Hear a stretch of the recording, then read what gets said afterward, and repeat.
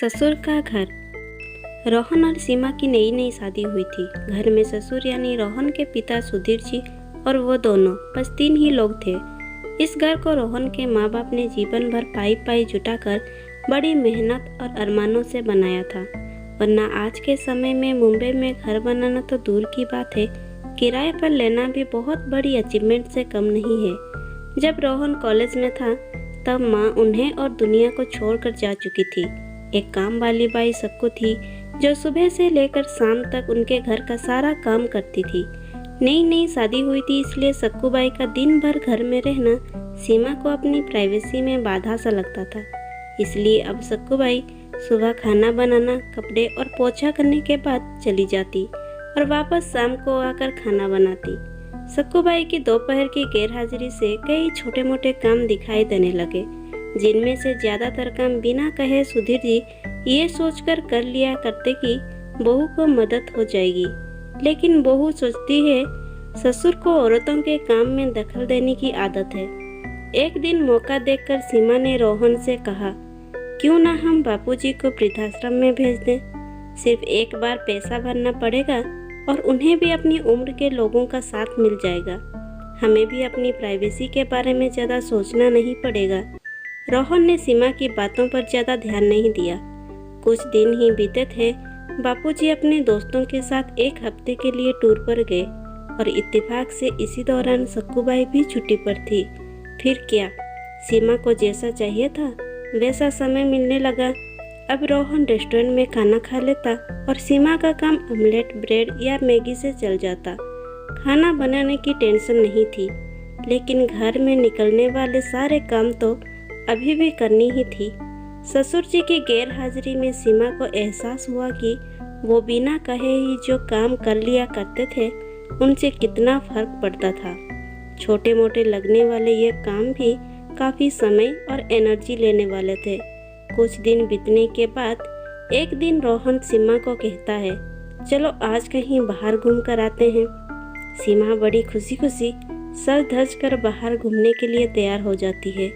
रोहन सीमा को अपने घर से 4 किलोमीटर दूर एक चौल में लेकर आता है। एक आदमी रोहन के हाथों में एक चाबी देता है। रोहन उस चाबी को लेकर चौल का एक कमरे का दरवाजा खोलता है।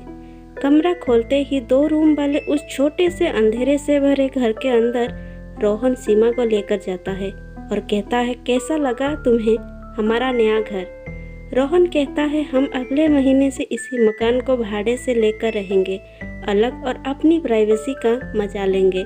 अभी मेरी आमदनी के हिसाब से हम इसी को अफोर्ड कर सकते हैं। रोहन का यह व्यवहार सीमा के समझ में नहीं आया। वो चौंकते हुए कहती है, हमारे पास इतना बड़ा घर है, फिर क्यों हम भाड़े से रहेंगे। रोहन उसे टोकते हुए कहता है, सोच समझ कर बोला करो, वो घर हमारा नहीं है, वो माँ बापूजी का है। तुम्हारे पास 1 महीना है सोचने के लिए कि तुम्हें आगे क्या करना है। दोनों वहाँ से वापस अपने घर लौट आते हैं। पूरे रास्ते सीमा के दिमाग में तरह तरह के विचार चल रहे थे। घर पहुँचते ही उसने रोहन से कहा, माना कि यह घर माँ बाबूजी का है, लेकिन क्या हमारा इस पर कोई हक नहीं है। रोहन ने कहा, बिल्कुल है, लेकिन माँ बाबूजी के बाद जब तक वो है तब तक तो नहीं।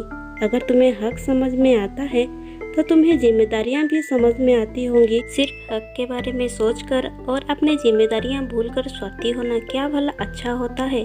सीमा के पास रोहन के इस सवाल का कोई जवाब नहीं था। वो सोचने लगी कि उसने अपने क्षणिक सुख के स्वार्थ के लिए इतने नीचे गिरकर ऐसी घटिया सोच अपने दिमाग में आने दी। उसे मन ही मन पछतावा होने लगा। सीमा रोहन से बोली, मुझे माफ़ कर दीजिए, मैं सच में स्वार्थी हो गई थी, मुझसे बहुत बड़ी गलती हो गई। रोहन बोला, तुम्हें पछतावा हुआ मेरे लिए यही काफ़ी है, मैं तुमसे नाराज़ नहीं हूँ। बेटे और बहू का वह वार्तालाप सुधीर जी दरवाजे पर खड़े होकर सुन रहे थे। उन्होंने आसमान की तरफ देखा और बोले, भाग्यवान तुम धन्य हो जो तुमने ऐसे बेटे को जन्म दिया है। उन्होंने दरवाज़ा खटखटाया। बहू ने दरवाज़ा खोला तो उनके हाथों में पकड़ी थैली से गरम गरम समोसे की सुगंध उसको आने लगी। ससुर ने अपनी बहू से कहा, वो कोने वाले हलवाई के पास से लाया हूँ, तुम्हें बहुत पसंद है ना। सीमा को अपने ससुर के प्रति विचार और ससुर के उसके प्रति प्यार उन दोनों का फर्क समझ में आते ही उसकी आंखों में पछतावे के आंसू और चेहरे पर अपने परिवार के प्यार के कारण मुस्कान आ गई। दोस्तों, इंसानी दिमाग में दिन भर में हजारों विचार आते हैं, कुछ अच्छे तो कुछ बुरे, लेकिन किसी भी विचार को शब्दों में परिवर्तित करने से पहले उनको समझना बहुत जरूरी है। अक्सर विचार और वास्तविकता एक दूसरे से मेल नहीं खाते हैं। हमारे बुजुर्ग जो हमें बोझ लगते हैं, जिनसे हम बात बात में चिढ़ जाते हैं, और ऐसा इसलिए होता है क्योंकि हम स्वार्थी होकर सोचते हैं और हम उनका योगदान को समझ नहीं पाते। वो हमारे जीवन में बहुत अहम किरदार निभाते हैं। कहानी अगर अच्छी लगी तो लाइक, कमेंट और शेयर जरूर करना। ऐसे ही कहानियाँ सुनने के लिए हमारे चैनल को सब्सक्राइब करना ना भूलें।